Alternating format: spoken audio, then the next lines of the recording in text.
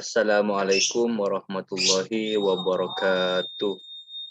Eh, Perkenalkan, nama saya Ubaidillah Anwar dengan NIM 2020 10 11 03 11 432 dengan dosen Iva Hafizah SHM Hum dengan matkul Hukum Ekonomi Bisnis. Tugas diberikan pada tanggal 02 Desember 2021. Saya akan mempresentasikan bentuk-bentuk perusahaan.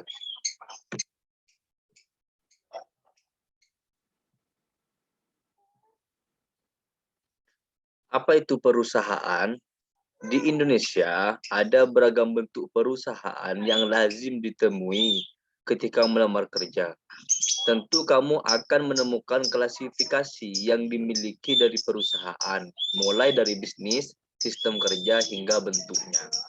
Jadi, di Indonesia banyak bentuk ragam perusahaan yang mana ketika Anda tersebut sudah melamar atau masuk dalam suatu perusahaan tersebut, maka Anda akan mengetahui tentang bentuk dari perusahaan tersebut, dari sistem kerjanya, mulai dari bisnisnya dan lain semacamnya.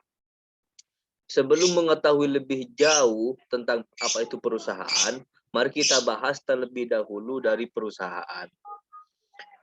Perusahaan adalah sebuah bisnis baik maupun industri yang dikelola oleh asosiasi dan sekelompok orang yang bekerja sama dalam mencapai tujuan yang sama. Jadi perusahaan itu adalah suatu bentuk perusahaan yang dikelola oleh asosiasi maupun sekelompok orang yang mana dalam suatu kelompok tersebut mempunyai satu tujuan yang sama.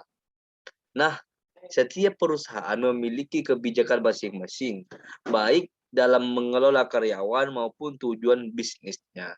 Jadi, tidak dapat dipungkiri lagi bahwasanya setiap perusahaan itu akan memiliki kebijakan tentang karyawannya, tentang sistem kerjanya, dan lain sebagainya, dan juga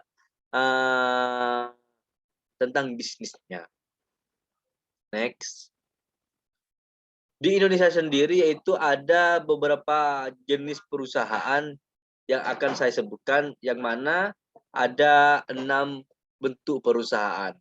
Yang pertama yaitu PT Terbuka, yang mana PT Terbuka tersebut, yang dimaksud dengan PT Terbuka tersebut yaitu jual beli saham mudah, karena PT Terbuka ini ditawarkan kepada publik.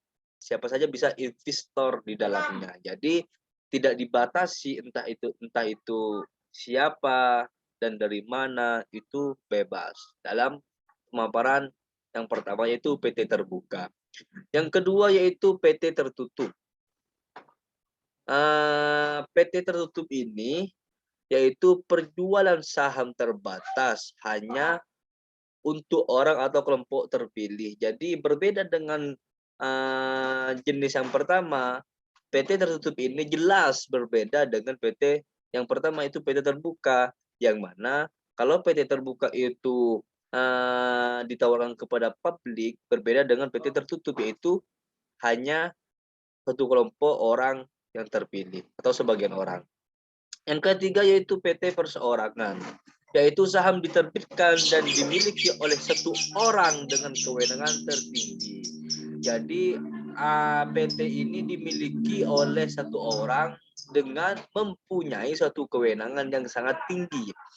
Yang keempat yaitu PT Domestik, yang mana pada jenis perusahaan yang keempat ini didirikan di dalam negeri, wajib mengikuti peraturan yang ada di Indonesia. Jadi PT Domestik ini didirikan di dalam negeri, misal Indonesia, maka PT tersebut wajib mengikuti peraturan yang sudah dikeluarkan atau yang ada di dalam negara tersebut, misal Indonesia. Yang kelima yaitu PT Asing, yang mana PT tersebut didirikan di luar negeri tetapi wajib mengikuti peraturan di Indonesia. Yang keenam yaitu PT umum atau publik, yang mana tujuannya tersebut saham ditawarkan untuk publik dan terdaftar di Bursa Efek. Sekian dari saya. Wassalamualaikum warahmatullahi wabarakatuh.